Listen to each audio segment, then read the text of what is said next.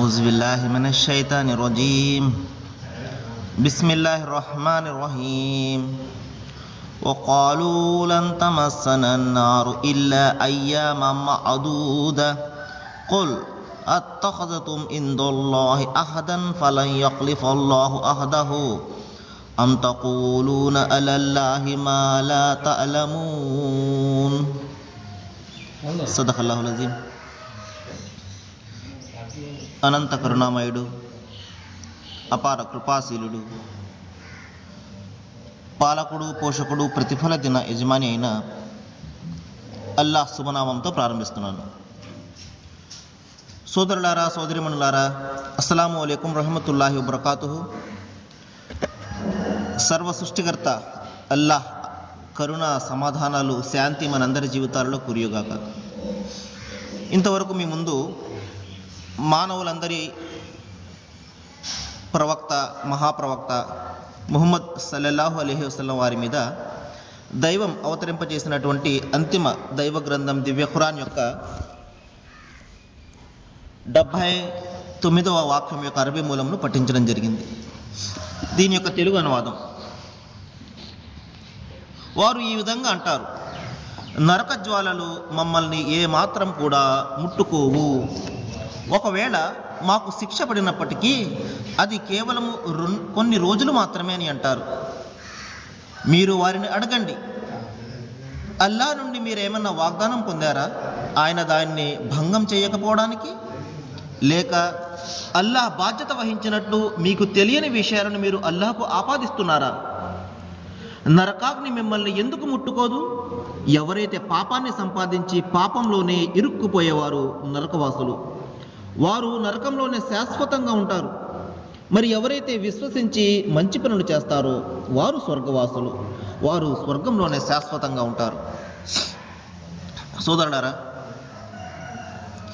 ఇంతకు ముందు వాక్యాల్లో నిన్న మనము చదవడం జరిగింది, ఎవరైతే తాము స్వయంగా గ్రంథంలో మార్పులు చేసి దైవ గ్రంథాన్ని తమ ఇష్టం వచ్చినట్లుగా దాన్ని మార్పు చేసి తమ స్వహస్తాలతో అది రచించి ప్రజలను మోసం చేస్తూ ఇది దైవం తరపు నుండి వచ్చిందే అని చెబుతూ వారి నుండి తుచ్చమైన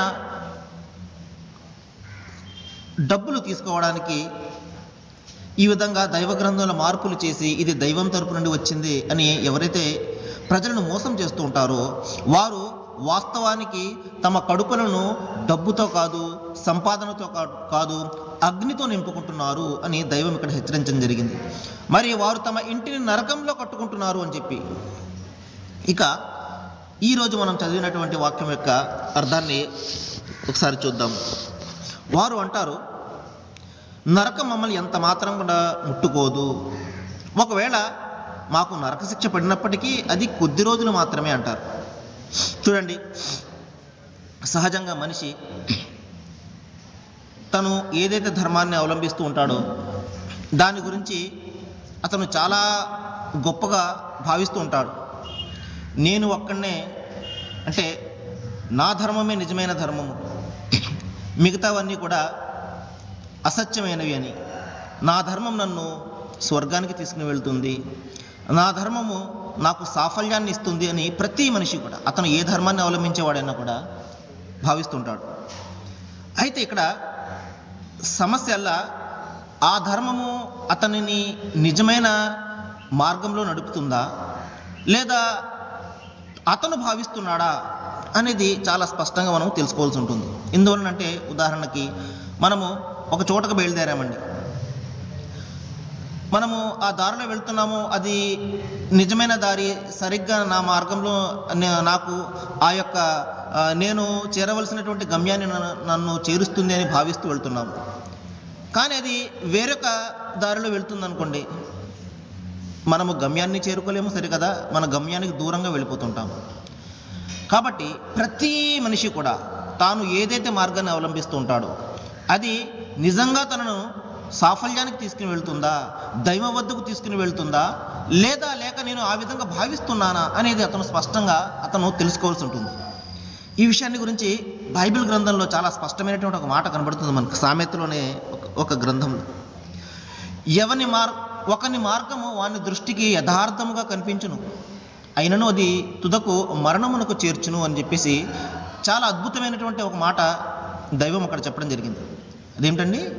ఒకని మార్గము వాని దృష్టికి యథార్థంగా కనబడుతుంది, కానీ చివరికి అది మరణానికి చేరుస్తుంది. దాని వెంటనే ఇంకొక మాట కూడా చెప్పడం జరిగింది. మరి నేను అనుసరిస్తున్న మార్గము నిజమా కాదా, ఇది నన్ను సాఫల్యానికి తీసుకుని వెళ్తుందా, నా గమ్యానికి నన్ను చేరుస్తుందా లేదా అని ఎలా తెలుసుకోవడము, ఎవరు నాకు చెప్తారు అన్న దాని గురించి కూడా అక్కడ చెప్పడం జరిగింది. మీరు మార్గంలో నిలిచి చూడండి, పురాతన మార్గం ఏదో మీరు గమనించండి, ఆ మార్గంలో మీరు వెళ్ళండి, అప్పుడు మీకు నెమ్మది కలుగుతుంది అని చెప్పడం జరిగింది. కాబట్టి మన పూర్వీకులు అవలంబిస్తున్నటువంటి మార్గం ఏమిటి, దైవాన్ని చేరే మార్గం ఏమిటి, మన యొక్క పురాతన గ్రంథాలు ఏ మార్గాన్ని మనకు బోధిస్తున్నాయి, ఈ విషయాన్ని గురించి మనిషి చాలా స్పష్టంగా తెలుసుకోవాల్సి ఉంటుంది. చూడండి, మీకు ఉదాహరణ చెప్తాను. నేను దైవము దివ్య ఖురాన్లో మార్గాన్ని చెప్తున్నాడు ఒకటి. అదేమిటంటే లా సబీల ఇల్లల్ ఇస్లాం, అంటే మీరు దైవాన్ని ఒక్కడినే మాత్రమే ఆరాధించి ఆయనకు విధేయులుగా మారండి, మీ సర్వాన్ని ఆయనకు సమర్పించుకునే జీవితం గడపండి, ఇది ఒక్కటే సరైనటువంటి మార్గము. ఇంకా ఇన్నద్దీన ఇందల్లాహిల్ ఇస్లాం, ఎవరైతే దైవానికి విధేయత చూపిస్తాడో ఆ మార్గం తప్ప మరొక మార్గము దైవం వద్ద అంగీకరింపబడదు అని చాలా స్పష్టమైనటువంటి మాట ఇక్కడ కనబడింది. అదేమిటి? మనిషిని సాఫల్యానికి తీసుకుని వెళ్ళే మార్గం ఏది అంటే తాను సంపూర్ణంగా తన సృష్టికర్తకు లొంగి జీవితం గడపడము, ఆయన ఆజ్ఞ ప్రకారము తాను ఈ ప్రపంచంలో జీవితం గడపడము, ఆయన పంపించినటువంటి ప్రవక్త మరియు ఆయన గ్రంథం ఆధారంగా తన జీవితాన్ని మలుచుకోవడము, ఇది నిజమైనటువంటి మార్గం. మరి ఈ మార్గము ఇక్కడ దైవం ఏం చెప్తున్నాడంటే ఇది సరైనదా కాదా అనేది మనకు ఎలా తెలుస్తుందంటే మన పూర్వం నుండి ఉన్నటువంటి మార్గం ఏమిటో మనం చూడాలి. ఇస్లాం ఒక మార్గాన్ని చూపిస్తుంది. ఇస్లాం అనే మార్గము దివ్య ఖురాన్లో దైవం చూపిస్తున్నాడు. ఇది కరెక్టా కదా తెలియాలంటే మనకు పూర్వం నుండి ఉన్నటువంటి మార్గం ఏమిటో ఒకసారి చూడాలి. చూడండి, మీకు ఉదాహరణ చెప్తాను. దైవం ఒక్కడే, ఆయన తప్ప మరొక ఆరాధ్యుడు లేడు, ఈ సర్వానికి సృష్టికర్త ఒక్కడే అన్న మాట ఒక్క ఇస్లాం ఒకటే అంటే ఖురాన్ ఒకటే చెప్తుందా, మిగతా గ్రంథాలన్నీ కూడా చెప్తున్నాయా అనేది మనం చూడాలి.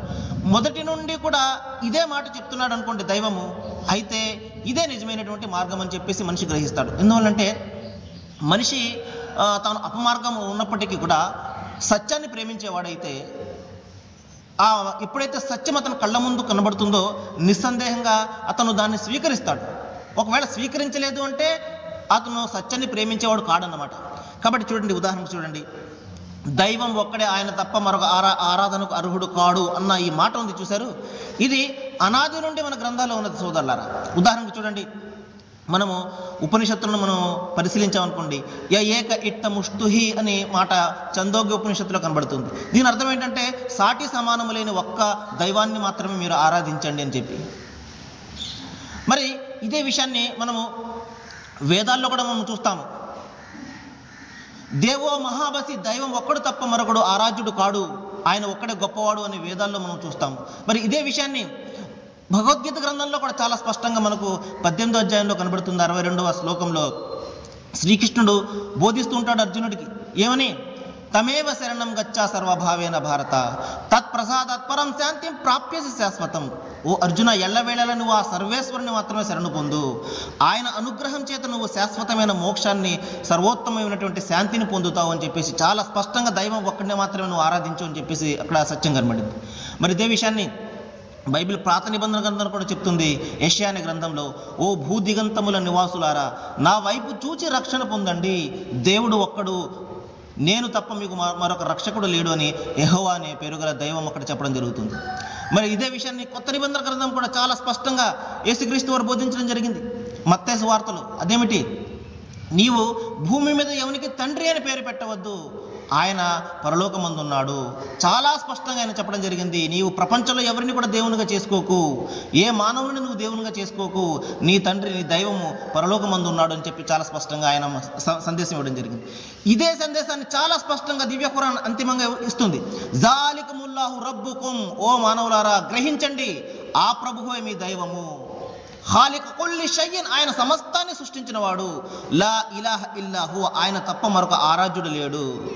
ఫఅబుదు, ఆయనను మాత్రమే ఆరాధించండి. హాజా సిరాత్ ముస్తఖీం, ఇది ఒక్కటే సవ్యమైనటువంటి సరైనటువంటి మార్గము. చూడండి, ఇప్పుడు నేను బోధించిన ప్రకారము, ఇప్పుడు నేను చెప్పిన ప్రకారము ఏ ధర్మాన్ని అయితే దివ్య ఖురాన్ బోధిస్తుందో అదే ధర్మము సమస్త గ్రంథాల్లో కూడా ఉన్నది. అదే దైవము సమస్త గ్రంథాల్లో కూడా ఉన్నాడు. కాబట్టి మనము అనుసరిస్తున్నటువంటి మార్గము అది నిజమైనదో కాదో మనకు ఎప్పుడు తెలుస్తుందంటే, మన పూర్వం ఉన్నటువంటి మార్గం ఏమిటో ముందు మనం గమనించాలి. ఆ మార్గము, ఇప్పుడు నేను చెప్తున్నటువంటి మార్గం ఒకటే అనుకోండి, నిస్సందేహంగా మీరు ఎటువంటి భేషజాలకు పోకుండా నిర్మలమైన మనస్సుతోటి, ఎటువంటి అపార్థాలకు మనసులో చోటు ఇవ్వకుండా మీరు ఖురాన్ గురించి ఆలోచించాలి, అల్లాహ్ అనే దైవాన్ని గురించి ఆలోచించాలి. చూడండి, కొంతమంది గర్వపడుతుంటారు, నా ధర్మమే గొప్పదండి, నన్ను ఇది స్వర్గానికి తీసుకువెళ్తుంది అని చెప్పేసి. నరకం నన్ను ఎంత మాత్రం కూడా ముట్టుకోదు, మిగతా వాళ్ళందరూ కూడా నశించిపోయేవారే, నేను మాత్రమే స్వర్గవాసిని, ఈ ధర్మమే గొప్పది అని భావిస్తుంటారు. దానికి దైవం ఈ విధంగా చెప్తున్నాడు, ఎవరైతే పాపాన్ని సంపాదించుకుంటారో, పాపంలోనే తమ జీవితాన్ని గడుపుతుంటారో అటువంటి వారు నిశ్చయంగా నరకానికి పోతారు. ఇప్పుడు ఇక్కడ దైవము ఒక మాట చెప్తున్నాడు, అదేమిటంటే, మీరు దైవం నుండి ఏదైనా వాగ్దానం పొందారా, స్వర్గం మీకే లభిస్తుంది, నరకం మిమ్మల్ని ముట్టుకోదు అనడానికి? మీరేమైనా దైవం నుండి ఏదైనా ప్రామిస్ని కానీ ఏదైనా వాగ్దానం పొందారా? అలాగైతే చూపించండి. అలా కాకుండా, లేకపోతే దైవం బాధ్యత వహిస్తున్నట్లుగా దైవానికి ఏదైనా అబద్ధాన్ని మీరు కల్పించి ఆపాదిస్తున్నారా? జాగ్రత్త సుమా, ఎవరైతే చెడును కల్పించి, అబద్ధాన్ని కల్పించి ఇది దైవం తరపు నుండి వచ్చింది అని ఎవరైతే ప్రజలను మోసం చేస్తుంటారో వారు నిశ్చయంగా తమ ఇంటిని నరకంలో నిర్మించుకున్నట్టే. దైవము ఎవరు స్వర్గానికి పోతారు, ఎవరు నరకానికి పోతారు ఇక్కడ సెలవేయడం జరుగుతుంది. అదేమిటి, ఎవరైతే పాపాన్ని సంపాదించి పాపజాలంలోనే ఇరుక్కుపోయేవారు నరకవాసులు, వారు ఎంత మాత్రం కూడా నరకం నుండి బయటపడలేరు. ఇక ఎవరైతే విశ్వసిస్తారో, ఎవరిని విశ్వసించడము? ఈ సమస్త సృష్టికి కర్త ఒక్కడు అని విశ్వసించడము. ఆయన ఈ భూమి, ఆకాశము, ఈ సర్వ వనరులన్నీ కూడా మానవుని నిమిత్తము సృష్టించాడు, మానవుణ్ణి తన ఆరాధన నిమిత్తం సృష్టించాడు అని ఈ సత్యాన్ని గ్రహించడము, ఇది విశ్వసించడం అంటే. చాలామంది మేము విశ్వాసులమండి, మేము విశ్వసిస్తాము అండి అని చెప్పేసి మనకు చాలామంది దావాలు చేస్తుంటారు, చెప్తుంటారు, మేము విశ్వాసమేనండి, మేము విశ్వాసమేనండి అని చెప్పేసి. విశ్వాసము ఎప్పుడు పరిపూర్ణం అవుతుందంటే, మన మనస్సులో దైవం ఒక్కడికి చోటు ఇచ్చినప్పుడు మాత్రమే విశ్వాసం పరిపూర్ణమవుతుంది. ఆ దైవం ఒక్కడు, ఆయనకు గుణగణాల ఆధారంగా మనము ఆ దైవాన్ని మనం గుర్తించాలి. ఆయన పుట్టడు అని, ఆయన చనిపోడు అని, ఆయన యొక్క స్వరూపం మనకు తెలియదని, ఇంకా మానవులాంటి బలహీనతలు ఆయనకు ఉండవని, సర్వాన్ని పుట్టించేది ఆయన, ఈ విధంగా మరణం తర్వాత తిరిగి లేపేది కూడా ఆయనే, మనం చేసే ప్రతి కర్మకు సంజాయిషి అడిగేది కూడా ఆయన. ఈ విధంగా మన విశ్వాసము పరిపూర్ణంగా కేవలం ఒక్క దైవాన్ని విశ్వసించినప్పుడు మాత్రము అది విశ్వాసం అనిపించుకుంటుంది. అలా కాకుండా నేను విశ్వాసంగా చెప్పుకుంటున్నాను, సాటి మానవులను, సాటి ప్రవక్తలు నేను దైవాలుగా భావిస్తున్నాను, నా దైవం పుడతాడు అంటున్నాను, నా దైవం చనిపోతాడు అంటున్నాను, నా దైవానికి మానవునికి ఉండే బలహీనతలన్నీ ఉన్నాయంటున్నాను, మానవునికి ఉండే భార్య బిడ్డలు కూడా ఉన్నాయంటున్నాను. ఈ విధమైనటువంటి ఏవైతే భావజాలం ఉంటుందో ఇది పరిపూర్ణమైనటువంటి విశ్వాసం ఎంత మాత్రమో అనిపించుకోదు. పరిపూర్ణమైనటువంటి విశ్వాసం ఏంటి అంటే, ఏ విధంగా అయితే ఒక చెట్టు, బలమైన చెట్టు తన వేళ్లను ఏ విధంగా భూమిలో చుచ్చుకుపోయి ఉంటాయో దాని వేళ్ళు, దాని యొక్క ఆకాశం నిండా కూడా దాని కొమ్మలు ఏ విధంగా అంటుతూ ఉంటాయో ఆ విధంగా మనిషి తన జీవితంలో విశ్వాసాన్ని కలిగి ఉండాలి. ఒక స్థిరమైనటువంటి స్తంభం మాదిరిగా ఎటువంటి ఆపదలు కానీ, ఎటువంటి కష్టాలు కానీ విశ్వాసాన్ని మార్చకూడదు. మనము మన యొక్క దుస్తులు మార్చినట్లు మన విశ్వాసం మారిపోకూడదు. కాబట్టి స్థిరమైనటువంటి విశ్వాసం ఎప్పుడు ఉంటుందంటే అతనికి దైవం పట్ల స్పష్టమైన అవగాహన ఉన్నప్పుడు మాత్రమే. మరి ఈ విధంగా విశ్వసించి ఎవరైతే మంచి పనులు చేస్తారో వారు స్వర్గానికి పొందేవారు అని ఇక్కడ దైవం చెప్పడం జరిగింది. సరే సోదరులారా, నిన్న ఒక విషయాన్ని నేను ప్రారంభించాను, అదేమిటంటే అంతిమ గ్రంథం ఖురాన్ ఏ విధంగా మన చేతిలోకి వచ్చింది, దాని క్రమం ఏమిటి అనే విషయాన్ని గురించి నేను ప్రారంభించాను. చూడండి, మనము ఏదైనా ఒక గ్రంథాన్ని మనం చదువుతున్నప్పుడు దాని గ్రంథం యొక్క వాస్తవికత, దాని ఖచ్చితత్వము, శాస్త్రీయత, అథెంటిసిటీ మనకు తెలిసిందనుకోండి, ఆ గ్రంథం పట్ల ఇంకా ప్రేమ ఎక్కువగా పెరుగుతుంది. ఇంత స్పష్టమైనటువంటి క్రమంలో ఈ గ్రంథం నా దగ్గరికి వచ్చిందా అని నిస్సందేహంగా దాని పట్ల అతనికి గౌరవం కూడా పెరుగుతుంది. మరి నేను చెప్పడం జరిగింది, మరి ఈ ప్రపంచంలో ప్రస్తుతము మరి ఎటువంటి మార్పులకు చేర్పులకు తావివ్వనటువంటి గ్రంథం ఏదైనా ఉంది అంటే అది ఖురాన్ రూపంలో అంతిమంగా చేయబడినటువంటి దైవ గ్రంథం ఖురాన్ మాత్రమే. ఎందువల్లంటే ఈ సత్యము ఈ రోజున ఇస్లాం విద్వేషకులు, అంటే ఇస్లాంని ఎవరైతే ద్వేషిస్తుంటారో, ఖురాన్ని ఎవరైతే ద్వేషిస్తుంటారో వాళ్ళు స్వయంగా చెప్పడం జరిగింది, ఈ రోజున ఎటువంటి మార్పులకు చేర్పులకు లోను కానటువంటి గ్రంథం ఇది అని చెప్పేసి. ఇది మనిషి యొక్క గొప్పతనం ఎంత మాత్రం కూడా కాదు. ఎందువల్లంటే దైవము స్వయంగా దీని యొక్క రక్షణ బాధ్యతను వహించాడు. ఇంతకు ముందు వచ్చినటువంటి గ్రంథాల యొక్క రక్షణ బాధ్యతను దైవం తీసుకోలేదు కాబట్టి మనిషి ఆ గ్రంథాలను మార్పు చేయడానికి సాహసించాడు. కానీ ఈ ఖురాన్ అటువంటి అవకాశాన్ని మనుషులకు ఎంత మాత్రం కూడా మిగిల్చలేదు. చూడండి, ఉదాహరణకు నేను చెప్తాను. మరి ఏదైనా ఒక ఆపద వచ్చి, ఏదైనా ఒక భూకంపం కానీ లేకపోతే ఏదైనా ఒక ఆపద వచ్చి సృష్టిలో ఉన్న సమస్త గ్రంథాలన్నీ కూడా నాశనం అయిపోయాయి అనుకోండి, ఖురాన్తో సహా, దైవం క్షమించుగాక, ఖురాన్తో సహా సమస్త గ్రంథాలు నాశనం అయిపోయినా కూడా తిరిగి ఖురాన్ ఏ విధంగా అయితే అవతరించిందో ఆ విధంగా బయటకు వచ్చేస్తుంది. ఎందువల్లంటే ఖురాన్ పుస్తకాలలో లేదు, ఈ రోజున ఖురాన్ హృదయాలలో భద్రంగా ఉన్నది. ఖురాన్ సంస్మరకర్తల హృదయాల్లో భద్రంగా ఉన్నది. ఎందువల్లంటే ఈ విషయాన్ని గురించి బైబిల్ గ్రంథంలో చాలా స్పష్టమైనటువంటి మాట కూడా ఉంటుంది. అదేమిటంటే వారి ధర్మశాస్త్రము వారి హృదయాల్లో భద్రంగా ఉండును, వారి అడుగులు తడబడవు అని చెప్పేసి ఒక మాట కనబడుతుంది.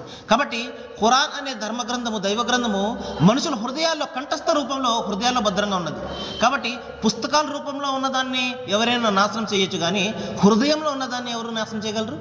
కాబట్టి గ్రంథాలన్నీ నాశనం అయిపోయినా కూడా ఖురాన్ మళ్ళా అదే రూపంలో బయటకు వచ్చేస్తుంది. ఎందువల్లంటే అది గుండెల్లో భద్రంగా ఉన్నది. ఈ రోజున ఖురాన్ను సంస్మరణ చేసిన వారు, కంఠస్థ పట్టిన వాళ్ళు కోట్ల మంది ఈ రోజున ఉన్నారు. 6 ఏళ్ల బాలుడి నుండి 60 ఏళ్ల వయసు గల వాళ్ళందరూ కూడా ఖురాన్ కంఠస్థం చేసిన వాళ్ళు అనేక మంది ఈ రోజున ప్రపంచంలో ఉన్నారు. మీరు చూస్తుంటారు, రంజాన్ మాసం రాగానే ప్రతి మస్జిద్ నుండి కూడా ఆ సంస్మరణకర్తల ఖురాన్ యొక్క కంఠస్థం చేసిన వాళ్ళ వెనకాల అందరూ కూడా నమాజ్ చదవడం జరుగుతుంటుంది. వీరందరూ కూడా ఖురాన్ను పూర్తిగా కంఠస్థం చేసిన వాళ్ళు. అది ఏ భాషలో అయితే అవతరించిందో ఆ మూల భాషలో కంఠస్థం చేసిన వాళ్ళు, అనువాదాన్ని కాదు. ఎందువలనంటే మనిషి ఈ రోజున తాను దైవ గ్రంథాన్ని చదువుతున్నానని భావిస్తున్నాడు, కానీ అది అనువాదాన్ని అతను చదువుతూ ఉంటాడు. మూల గ్రంథం ఏది అనేది అతనికి తెలియదు. మూల గ్రంథము మూల భాష లేని కారణంగా మనిషి ఈ రోజున అనేకమైనటువంటి మార్పులు చేయడానికి సాహసిస్తున్నాడు. ఎందువలంటే మూల భాష ఏది కూడా లేదు. కాబట్టి అందులో ఏమున్నదో ఏమీ లేదో తెలియడానికి మనకు ఏ విధంగా ఆస్కారం లేదు, మనకు ఏ విధమైనటువంటి ఛాన్స్ లేకుండా ఏం జరిగిందండి, మూల భాష అనేది ఇక కొంతమంది స్వార్థపరుల చేతిలో పడేది నశించిపోయింది. కానీ అంతిమ గ్రంథము దివ్య ఖురాన్కు దైవము ఆ విధమైనటువంటి ఏ విధమైన అవకాశం లేకుండా మూల భాషలో, అరబీ భాషలో దాన్ని కాపాడడం జరిగింది. కాబట్టి సోదరులారా, ఎప్పుడైతే దైవము ప్రవక్త ముహమ్మద్ వారికి అంతిమ గ్రంథము ఖురాన్ను అవతరణ చేయడము ప్రారంభమైందో, ఒక దూత వచ్చి ఆయనకు ఆ గ్రంథాన్ని వినిపించేవారు. ఇంతకుముందు నేను చెప్పడం జరిగింది. మరి ప్రతి పనికి ఒక దూత నియుక్తుడైనట్టే ఈ వహీని, అంటే దైవం యొక్క శాసనాన్ని, దైవం యొక్క సందేశాన్ని తెచ్చే ఒక దూత కూడా ఉంటారు. ఆయన్నే ఇంగ్లీష్లో గ్యాబ్రియల్ అని పిలవడం జరిగింది, అరబీలో ఆయన జిబ్రైల్ అని అనడం జరుగుతుంది. ఆయన వచ్చి ప్రవక్త ముహమ్మద్ వారికి ఆ ఖురాన్ను వినిపించేవారు. అది కొద్దిగైనా కావచ్చు, కొన్ని వాక్యాలైనా కావచ్చు, లేకపోతే ఒక 20-30 వాక్యాలైనా కావచ్చు, లేకపోతే చిన్న అధ్యాయమైనా కావచ్చు. ఆ పరిస్థితులకు అనుగుణంగా, ప్రజలు వేసే ప్రశ్నలకు అనుగుణంగా ఆ సందేశాన్ని ఆ దూత తెచ్చేవారు. ఎప్పుడైతే ఆ సందేశాన్ని ప్రవక్త ముహమ్మద్ వారి వద్దకు తెచ్చేవారో, ప్రవక్త ముహమ్మద్ వారు దాన్ని కంఠస్థం చేసుకునేవారు. ఇక్కడ ఒక ప్రశ్న ఏంటంటే, ప్రవక్త ముహమ్మద్ సల్లల్లాహు అలైహి వసల్లం వారికి ఆయనకు చదవడము వ్రాయడము రానటువంటి ఒక నిరక్షరాస్యుడైనటువంటి వ్యక్తి. ఇక్కడ ఒక ప్రశ్న ఏంటంటే, మరి ఆ కాలంలో అనేక మంది పండితులు ఉన్నారు, అరబీ భాషలో ప్రావీణ్యాన్ని సాధించిన వారు అనేక మంది ఉండగా ఒక నిరక్షరాస్యుడైనటువంటి వ్యక్తికి చదవడము రాయడము రానటువంటి వ్యక్తి మీద ఈ ఖురాన్ ఎందుకు అవతరణ జరిగింది? ఎందువలనంటే సోదరులారా, మన సమాజంలో చదువుకున్నవారు, విజ్ఞానులు తక్కువ మంది ఉంటారు. అదేవిధంగా కొంచెం జ్ఞానం లేని వాళ్ళు ఎక్కువ మంది ఉంటారు. కాబట్టి దైవ గ్రంథము విజ్ఞానులకు మాత్రమే అర్థమయ్యి సాధారణ ప్రజలకు అర్థం కాలేదనుకోండి, ఆ గ్రంథం యొక్క లక్ష్యమే నెరవేరదప్పుడు. దైవం ఆ విధమైనటువంటి లక్ష్య నిమిత్తము గ్రంథాన్ని అవతరింపజేయుడు. సమాజంలో ఉన్న సమస్తం కూడా దైవం యొక్క మాటను అర్థం చేసుకుని అనుసరించాలి.